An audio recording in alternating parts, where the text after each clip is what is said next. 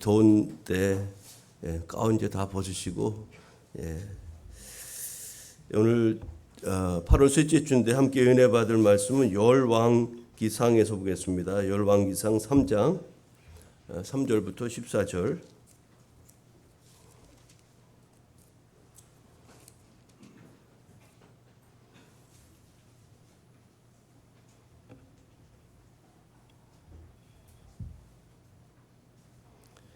열왕기상 3장 3절부터 14절. 제가 말씀 봉독하겠습니다. 솔로몬이 여호와를 사랑하고 그의 아버지 다윗의 법도를 행하였으나 산당에서 제사하며 분향하더라. 이에 왕이 제사하러 기브온으로 가니 거기는 산당이 큼이라 솔로몬이 그 제단에 1,000번제를 드렸더니 기브온에서 밤에 여호와께서 솔로몬의 꿈에 나타나시니라. 하나님이 이르시되 내가 네게 무엇을 줄고 너는 구하라. 솔로몬이 이르되 주의 종 내 아버지 다윗이 성실과 공의와 정직한 마음으로 주와 함께 주 앞에서 행함으로 주께서 그에게 큰 은혜를 베푸셨고 주께서 또 그를 위하여 이 큰 은혜를 항상 주사 오늘과 같이 그의 자리에 앉을 아들을 그에게 주셨나이다. 나의 하나님 여호와여, 주께서 종으로 종의 아버지 다윗을 대신하여 왕이 되게 하셨사오나 종은 작은 아이라 출입할 줄을 알지 못하고 주께서 택하신 백성 가운데 있나이다. 그들은 큰 백성이라 수요가 많아서 셀 수도 없고 기록할 수도 없사오니 누가 주의 이 많은 백성을 재판할 수 있사오리이까.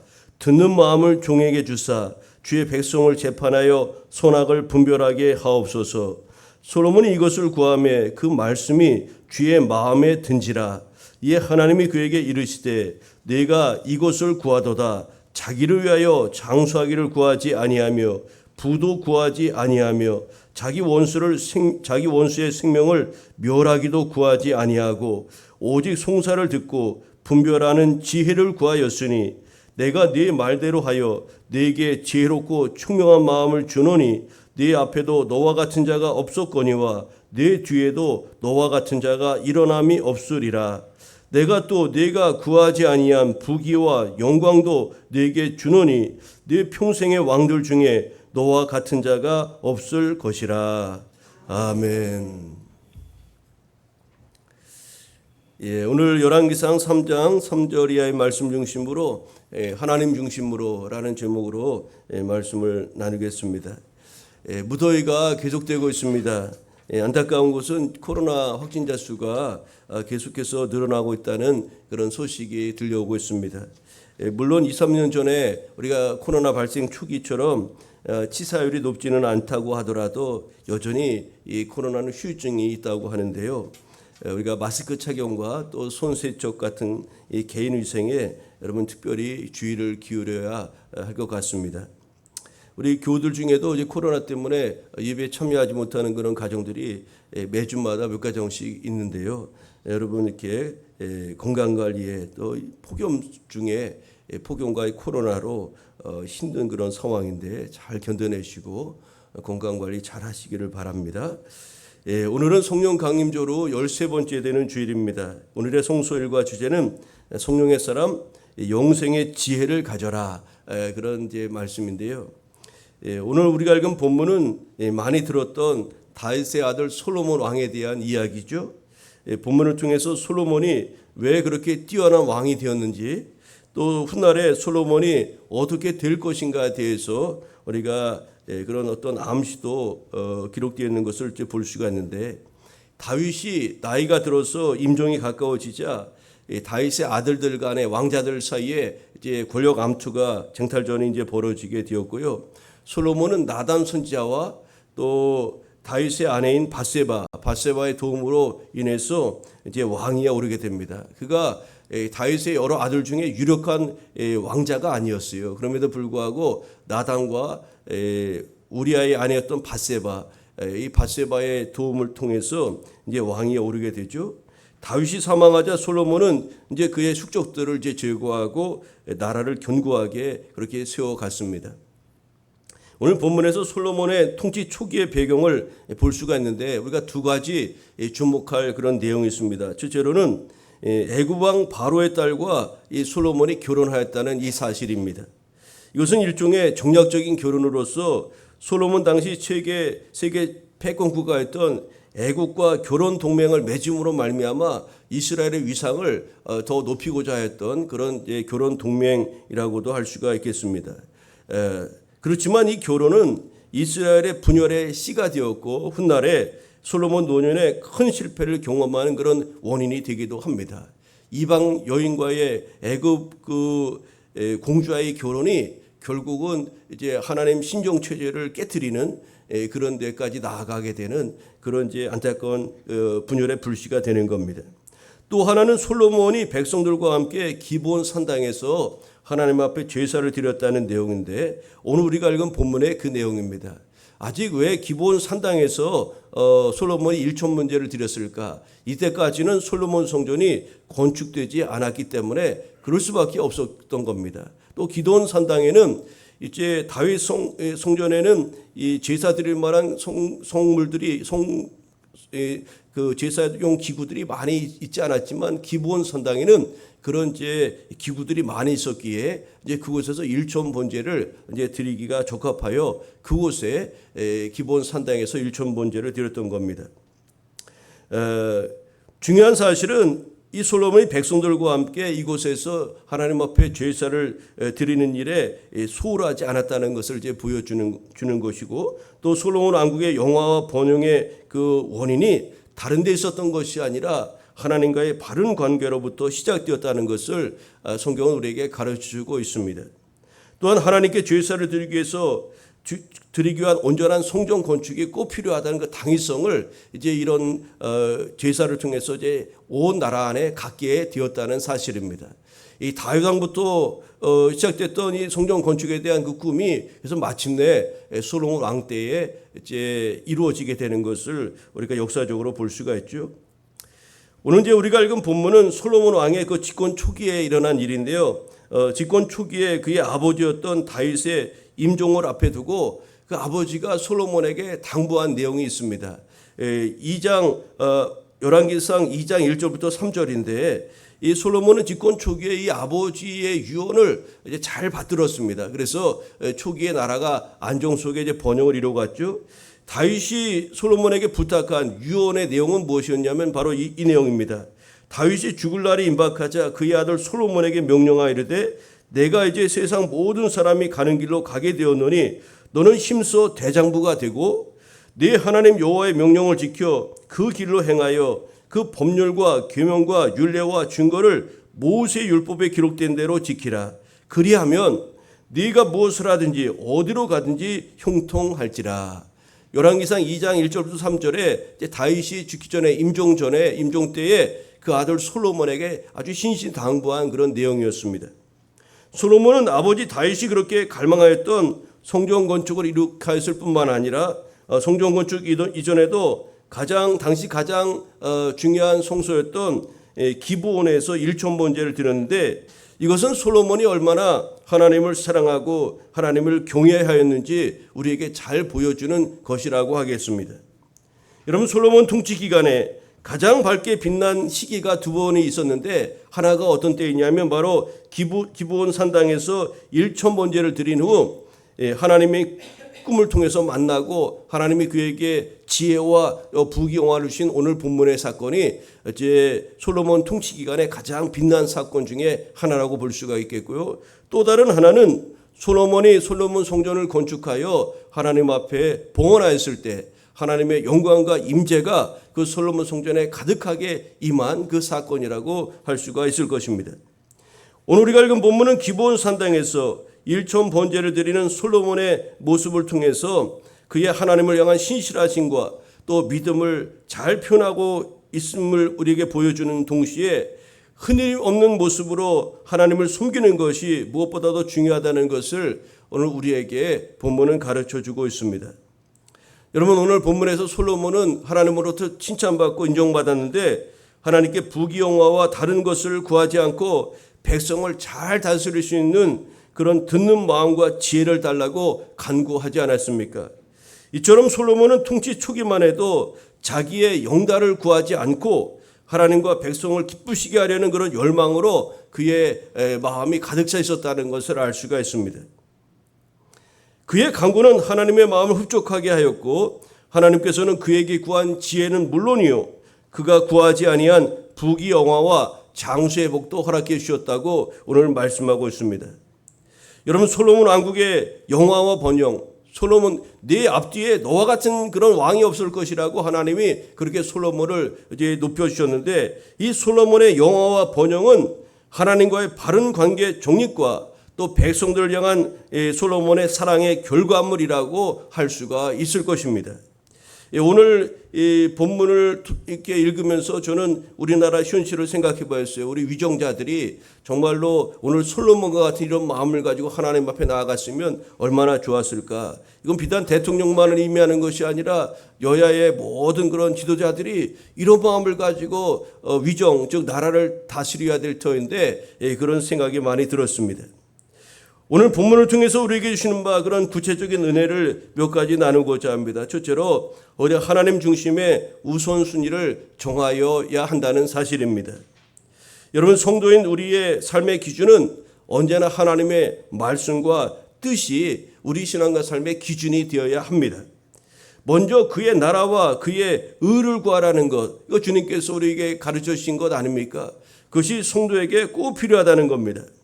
솔로몬이 왕이 된 이후에 가장 먼저 행한 것은 하나님께 일천 번제를 드리는 것이었습니다. 그의 직분 시작, 왕으로서의 직분 시작을 왜 일천 번제를 드리는 것으로부터 시작했는지 우리는 그것을 주목할 필요가 있습니다. 여러분, 이스라엘 백성들이 하나님 앞에 제사하는 방법은 레위기서에 보니까 5가지 제사법이 소개되고 있는데 그중에서 번제가 제일 먼저 나오는데, 번제는 무엇이냐면 제물의 모든 것을 태워드리는 제사법이 번제입니다. 이것은 하나님께 모든 것을 바치는 전적인 헌신을 상징하는 것이라 하겠습니다. 즉 솔로몬은 자신을 하나님께 온전히 헌신하겠다는 그런 일종의 신앙 고백이요, 또 앞으로 왕으로서 감당할 모든 통치 사역들이 하나님 앞에 드리는 헌신이 될 것이라는 것을 다짐하는 그런 의미로 일천번제의 제사를 하나님 앞에 드리면서 그의 이스라엘 다윗의 아들로서 또 이스라엘의 왕으로서의 그 직무를 그렇게 일천번제와 함께 시작했던 겁니다. 여러분은 솔로몬이 전무후무한 영광을 누린 왕이라는 것을 우리가 신앙생활하신 분이라면 잘 아실 겁니다. 그의 이런 성공의 배후에는 바로 이 같은 하나님 중심, 하나님께 헌신하고자 하는 우선순위가 있었다는 것을 우리는 간과해서는 안 될 것입니다. 즉 솔로몬은 헌신을 통해서 하나님을 섬기는 법을 배우게 되었고, 하나님께 온전히 자신을 맡긴 그의 삶의 자세가 그를 영광스럽고 지혜로운 그런 이스라엘의 왕으로 하나님께서 높여주신 것 아니겠습니까? 하나님은 헌신하는 자를 축복하시고 사용하실 뿐만 아니라 그런 헌신자들을 하나님은 기뻐하신다는 것을 여러분 잊지 마시기를 바랍니다. 주님 앞에 쓰임받았던 사람들, 성경의 위대한 인물들을 여러분 가만히 살펴보십시오. 하나님 앞에 쓰임받았던 사람들은 재능 있는 사람이기보다는 헌신하는 사람들, 충성된 사람들이었다는 것을 우리는 잊지 말아야 하겠습니다. 구세군의 창시자였던 윌리엄 부스라는 분은 그에게 성공 비결을 누군가 물어봤을 때 이렇게 대답을 하였다고 합니다. 나보다 머리 좋고 재능이 많은 사람은 너무나 많이 있습니다. 그러나 저는 저의 모든 것을 하나님께 드리기로 결심하였습니다. 그 순간 이후로 하나님은 제게 위대한 능력을 감당하고 행할 수 있도록 엄청난 은혜와 능력을 베풀어 주셨습니다. 구세군의 창시자 윌리엄 부스라는 분이 이렇게 고백을 한 겁니다. 자신보다 머리 좋고 뛰어난 사람, 학벌 좋은 사람, 집안 좋은 사람 많이 있다는 겁니다. 그러나 이 구세군의 창시자 윌리엄 부스는 자신의 하나님 앞에 온전하게 헌신할 것을 결단하였을 때 하나님께서 자신에게 엄청난 은혜와 능력을 주셔서 기꺼이 주신 이 직분을 잘 감당하고 하나님의 이름을 드높이는 그런 삶을 살게 되어놓으라고 간증한 것 아니겠습니까? 여러분, 하나님은 헌신된 자를 사용하시며 그를 기뻐하십니다. 어떤 인생도 헌신 없이 하나님 앞에서 위대해질 수 없습니다. 솔로몬은 일천번제를 드리면서 자신의 마음을 새롭게 하고 또 새롭게 하였을 것 아니겠습니까? 여러분, 일천번제라는 것은 일천번의 번제를 드리며 제사 드리는 겁니다. 우리 불교에서는 뭐죠? 108배라 108배라고 하는데, 여러분, 일천 번제를 드리는 거니까 108배에 10배 가까이 되는 것 아닙니까? 이런 엄청난 그런 제사를 그때 그냥 아무것도 없이 드리는 것이 아니라, 번제라는 것은 짐승을 잡아서 각을 뜨고 또 그렇게 해서 다 드리는 것 아닙니까? 얼마나 그 정성과 그 열정이 거기에 담겨 있는 것입니까? 하나님은 솔로몬의 지속적인 헌신과 인내의 신앙을 기쁘게 받아 주셨습니다. 하나님은 축복을 약속하시면서 또 우리가 그것을 받기에 합당한 그릇이 되게 하시려고 때로는 인내와 연단의 과정을 주신다는 것을 여러분 잊지 마시길 바랍니다. 그 인내의 길을 통과하는 순간 약속하신 모든 복을 우리에게 주시며 우리가 생각한 것 이상으로 채워주시는 하나님의 은혜를 경험하게 될 것입니다. 솔로몬은 그가 하나님 앞에 지혜를 구하면서, 듣는 마음과 지혜를 구하면서 그 주실 것을 기대했겠죠. 근데 하나님은 그 구한 것보다도 훨씬 더 좋은 것을 우리 솔로몬에게 주셨다는 것을 여러분 잊지 마시기를 바랍니다. 오늘 본문을 통해서 꼭 기억해야 될 것은, 우리가 우리의 중심을 하나님 앞에 참으로 드리며 또 우선순위를 정하며 나아갈 때 하나님께서 그 헌신된 우리의 중심을 보시고 그에 합당한 은혜와 복을 우리에게 주신다는 것을 우리는 잊지 말아야 하겠습니다. 두 번째로 본문을 통해서 주시는 바 은혜는 무엇입니까? 하나님의 은혜를 깨닫고 인정하는 것이 참으로 중요합니다. 여러분, 솔로몬의 일천번제를 드리며 하나님을 경배하자 하나님께서 꿈에 그에게 나타나셨습니다. 그리고 솔로몬에게 말씀하셨습니다. 솔로몬아, 내가 네게 무엇을 하여 주기를 원하느냐? 이렇게 물어보죠.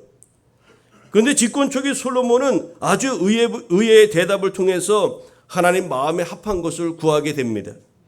솔로몬은 왕이 되었지만 아버지 다윗처럼 이스라엘의 훌륭한 왕이 될 자신이 그는 없었습니다. 그런데 6절을 보니까요, 솔로몬이 하나님의 임재 앞에서 아버지 다윗에게 베푸신 하나님의 은혜를 기리면서 자신에게도 동일하게 은혜 베푸시는 하나님의 은혜를 고백하고 있다는 사실입니다. 하나님께서 우리 아버지 다윗에게 은혜를 베풀어 주신 분이시라고 그렇게 인정하고 고백하고 있다는 겁니다. 그러면서 자신에게도 우리 아버지에게 주셨던 그 은혜를 나에게도 부어달라고 그렇게 그는 선포하며 하나님 앞에 나아가고 있는 거죠.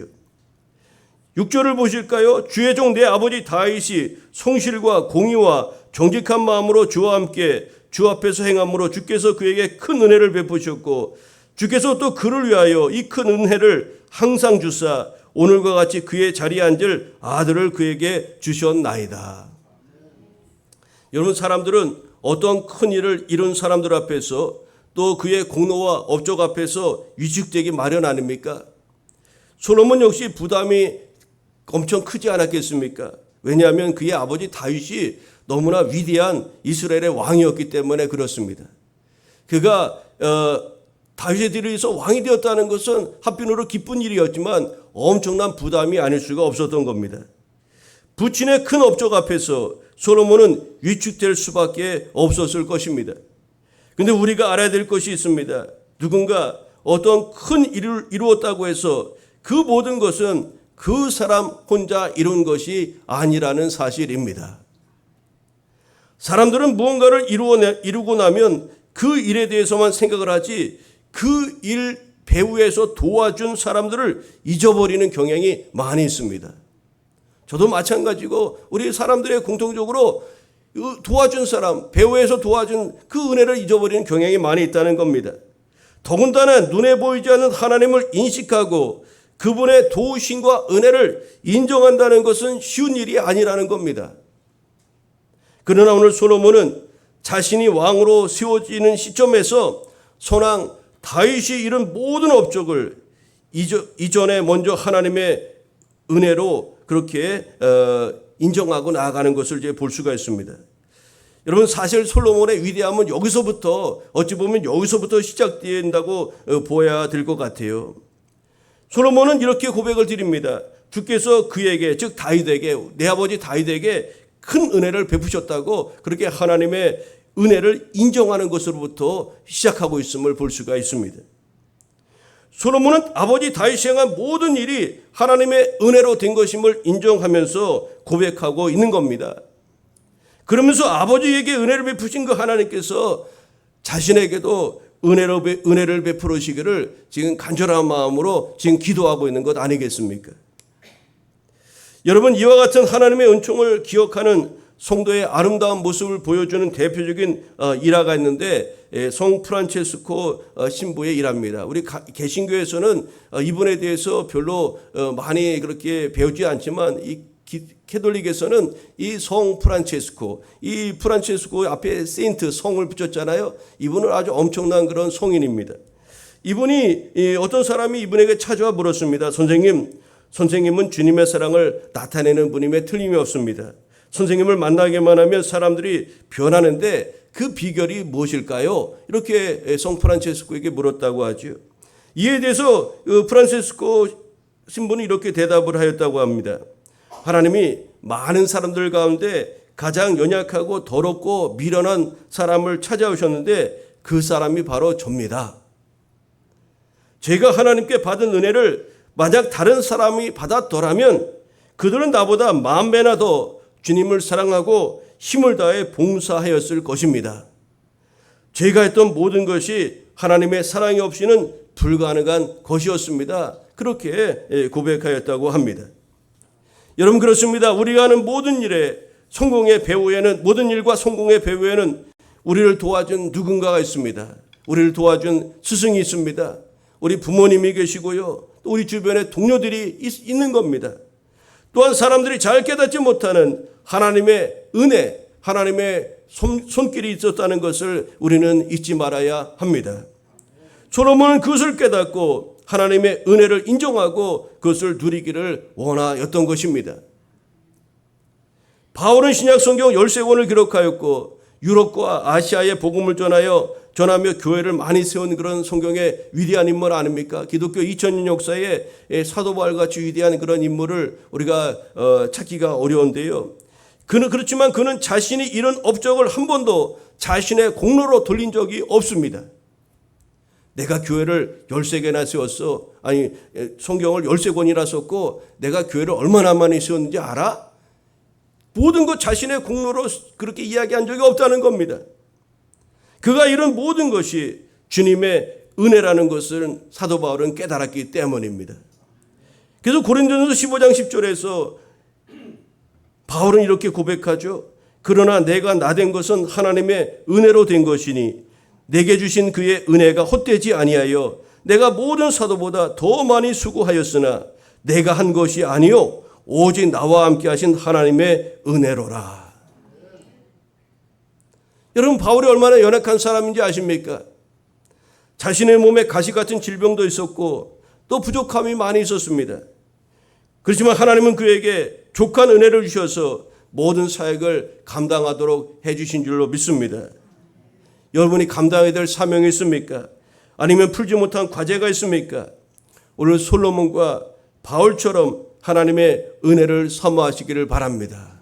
하나님의 은혜가 임하면 하나님이 주시는 은혜를 통해서 하나님은 모든 것을 감당하고 또 해결할 수 있는 족한 능력을 오늘 믿음의 사람인 저 여러분에게 주실 것입니다. 여러분, 하나님의 은혜를 우리가 깨닫고 인정하며 나아갈 때 하나님은 기뻐하시고 또 우리에게 은혜와 능력 주시면서 더 엄청난 일들을 오늘도 감당하게 하시는 줄로 믿습니다.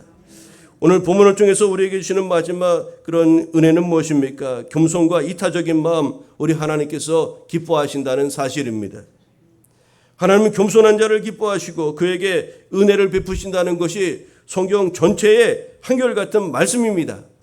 하나님은 겸손한 자에게 은혜를 주신다. 이 성경 구약과 신약의 전권을 통해서 한결같이 흐르는 말씀이 바로 이것입니다. 겸손한 자에게 은혜를 주시고 교만한 자를 멀리하신다. 이것이 하나님이 우리를 향하신 그런 뜻입니다. 하나님께 쓰임받았던 사람들은 모두 이 조건에 부합하는 사람들이었음을 알 수가 있습니다. 솔로몬의 선왕이었던 다윗은 이스라엘 가운데 가장 탁월한 업적을 이룩한 위대한 왕이었습니다. 그런 선왕의 뒤를 잇는다는 것은 솔로몬에게 축복이기도 하였지만 한편으로는 그에게 엄청난 부담이 아닐 수가 없었습니다. 사람들은 위대한 업적을 남긴 왕을 기리면서 새로운 왕도 역대 왕처럼 무언가를 이룰 것이라고 기대하지 않습니까? 또 왕들끼리 비교하지 않습니까? 우리나라 대통령들도 역대 대통령 어땠고 누구는 어땠고 막 이렇게 하면서 비교하며 또 나아가는 것 아닙니까? 근데 여러분, 집권 초기만 하더라도 솔로몬은 하나님이 보실 때 다윗의 뒤를 이을 자질이 아주 충분히 있었던 그런 사람으로 이렇게 성경에 소개하고 있어요. 여러분, 오늘 본문에 솔로몬의 고백을 통해서 우리는 그것을 입증할 수가 있는데 이렇게 말합니다. 종은 작은 아이라 출입할 줄도 알지 못하고 주께서 택하신 백성 가운데 있나이다 라는 이 솔로몬의 고백이 그가 다윗 왕의 뒤를 이스라엘 왕의 후보감으로 전혀 손색이 없다는 것을 입증하는 말씀이 아니겠습니까? 솔로몬은 하나님 앞에서 겸손한 사람이었다는 거예요. 집권 초기를, 오늘 우리 말씀의 배경은 솔로몬의 집권 초기에 대한 이야기입니다. 그는 일국의 왕이었지만 하나님 앞에서 자신을 종이라고 그렇게 인정하였고 작은 아이에 불과하다고 그렇게 말하고 있습니다. 또한 왕으로서 어떻게 백성을 다스려야 될고 처신해야 될지 모른다면서 나는 출입할 줄도 모르는, 알지 못하는 존재라고 그렇게 스스로를 겸손하게 하나님 앞에서 낮춥니다.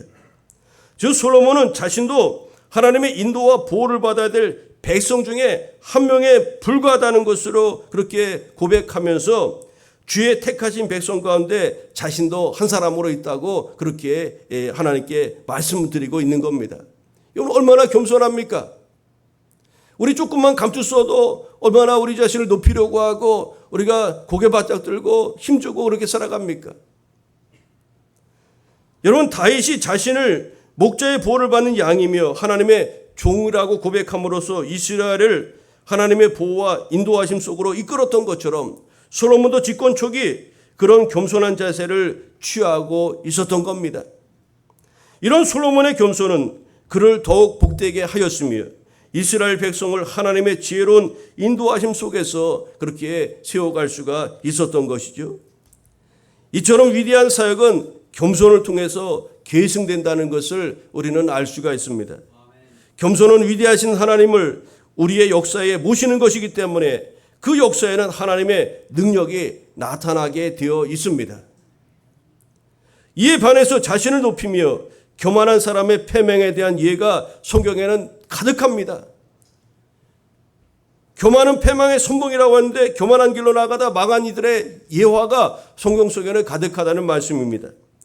솔로몬의 아들이었던 르호보암, 그는 아버지를 닮지 않았습니다. 아버지를 닮아가지 않았어요. 그는 자신의 손왕 솔로몬이나 또 할아버지 다윗보다 훨씬 더 낫다고 그렇게 백성들에게 말하며 나라를 다스렸지만 결국 백성들에게 배척을 당했을 뿐만 아니라 물려받은 왕국을 계승 발전시키기는커녕 나라를 둘로 갈라놓는 비극을 자초하고 말았던 겁니다. 솔로몬의 아들 르호보암 때에 내 새끼손가락이 우리 아버지하고 할아버지 허리와 같다는 거예요. 그러면서 스스로를 아주 높였거든요, 르호보암이. 그러더니 결국 어떻게 됩니까? 나라가 망하고 르호보암 때에 나라가 분열되고 두 쪽으로 갈라지게 된 것을 우리가 이스라엘 역사 속에서 볼 수 있지 않습니까? 겸손은 위대한 사역을 감당하게 하는 능력일 뿐만 아니라 우리가 맞닥뜨린 여러 가지 문제의 해답이 될 수가 있다는 것을 우리 본문을 통해서 알게 되죠. 그러므로 우리 하나님께서 믿는 자들에게 말씀하신 하나님의 능하신 손 아래 겸손히 자신을 낮추는 지혜로운 성도가 되어야 하겠습니다. 이제 오늘 말씀을 맺고자 합니다. 여러분, 하나님 중심의 우선순위를 우리는 정하며 살아가야 하겠습니다. 또 하나님의 은혜를 깨닫고 인정하는 것, 우리 하나님이 정말로 기뻐하신다는 것 여러분 놓치지 마시길 바랍니다. 또 겸손과 이타적인 마음이 하나님을 기쁘시게 된다는 것을 여러분 놓지 마시기를 바랍니다. 여러분, 솔로몬은 네가 원하는 것을 내게 구하라고 그런 하나님의 말씀에 그는 자신이 원하는 것이 아니라 하나님이 원하시는 그의 백성을 잘 다스리기 위한 듣는 마음을 구하였다는 사실입니다. 너는 내게 구하라. 그랬을 때 솔로몬이 구한 지혜는 사실은 솔로몬이 그 백성을 지도하기 위한 그런 것이었지만 그가 구한 것은 하나님이 원하시는 것이었다는 거예요. 그래서 그는 선악을 분별하여 그 백성을 올바로 이끌어가기를 원하였죠. 이것이 하나님 마음의 합하였고 하나님은 그가 구한 지혜와 더불어 그가 구하지 않은 것까지 선물로 주셨다고 말씀합니다. 여러분, 여기에서 솔로몬이 구한 듣는 마음이란 무엇을 말할까요? 이것은 3장 12절에 보면 지혜롭고 총명한 마음으로 표현하고 있는데 바로 지혜로운 마음이라고도 할 수가 있겠고요. 듣는 마음이란 즉 지혜로운 마음, 또 복종하는 마음이라는 의미를 담고 있습니다. 여러분, 솔로몬이 구한 것은 결국 하나님의 음성을 듣고자 하는 마음이었고 백성들의 아픔과 신음소리를 듣고자 하는 마음이었으며 불의와 거짓이 판치고 있는 세상에서 바른 소리를 듣고자 하는 마음이었을 뿐만 아니라 그 모든 것을 바르게 분별하여 하나님의 뜻을 세우고 순종하고자 하는 그런 주님의 마음이었던 겁니다. 여러분, 10절에 이렇게 말씀합니다. 솔로몬이 이것을 구하며 그 말씀이 주의 마음에 든지라. 주의 마음에 든지라. 주님의 마음에 들었다는 이 본문을 NIV 영어 성경은 이렇게 번역하고 있습니다. The Lord was pleased. The Lord was pleased. 하나님이 기뻐하셨다는 겁니다. pleased라는 이 단어는 기쁘게 하다, 감동을 주다라는 뜻입니다. 솔로몬이 구한 듣는 마음, 백성을 바르게 판결하고 백성들 하나님 뜻 가운데로 인도할 그런 지혜를 구하며 나아갔을 때, 그것을 구할 때 우리 하나님이 그가 구하는 것을 기뻐 받으셨다고 주의 마음에 든지라고 이렇게 성경은 증언하고 있어요. 하나님의 음성을 사모하고 백성을 위하는 솔로몬의 자세가 하나님을 기쁘시게 하고 하나님 마음에 흡족했을 뿐만 아니라 하나님께 감동을 드린 것입니다. 여러분, 오늘 결론적으로 말씀드립니다. 우리가 하나님 중심으로 생각하고 하나님 기뻐하시는 것을 행동할 때 하나님 기뻐하시고 그에게 은혜와 복을 내려주신다는 것을 여러분 잊지 마시기를 바랍니다. 오늘 본문을 통해서 솔로몬을 통해서 우리에게 가르쳐주는 그런 교훈 아니겠습니까? 하나님 중심으로 사십시오. 그것이 당장에 이익이 안 되는 것 같다 할지라도 하나님이 반드시 그에 합당한 은혜와 복을 우리 가운데 허락해 주실 줄 믿습니다. 하나님 중심으로 생각하고 행동하실 때 하나님께서 여러분의 삶을 책임져 주시고 그에 합당한 은혜와 복을 주시게 될 줄로 믿습니다. 이런 축복의 주인공 사랑하는 교회 여러분, 우리 모두 되기를 주님의 이름으로 축원합니다. 기도하겠습니다. 좋으신 아버지 하나님 감사합니다. 오늘 8월 무더위 한복판에 서서 오늘도 주님을 예배하고자 주 앞에 선 성도들, 오늘 열왕기상 3장 말씀을 통해서 또 은혜 나누게 하시니 감사합니다. 솔로몬이 하나님 앞에 듣는 마음 지혜를 구하였을 때 하나님께서 그의 간구와 기도에 기쁨으로 받으셨습니다. 주님 마음에 들었다고 말씀하였습니다. 솔로몬이 그 마음에 하나님 중심으로 생각하고 하나님 중심으로 행동하며 나아갔을 때 하나님께서 저를 받으시고 기뻐하시고 저에게 은혜와 복을 주셨으며 저의 통치를 아름답도록 그렇게 인도하신 줄 믿습니다. 하나님 아버지, 오늘 우리가 주 예수 그리스도를 믿는 믿음의 사람으로 성도로서 하나님 중심의 신앙과 삶을 가꾸며 나아가게 하여 주옵소서. 너는 먼저 그의 나라와 그의 의를 구하라는 그 주님의 말씀을 기억하며 우리가 언제 어디서나 그리스도라는 것과 또 하나님의 자녀라는 그런 정체성을 잃어버리지 아니하고 하나님 중심으로 생각하고 하나님 중심으로 판단하고 하나님 중심으로 행동하는 그런 이 시대의 그리스도인들이 되게 하여 주셔서 그 가운데서 하나님이 주시는 은혜와 복을 누리는 축복의 주인공들이 다 되게 하여 주옵소서. 예수님의 이름으로 기도합니다. 아멘.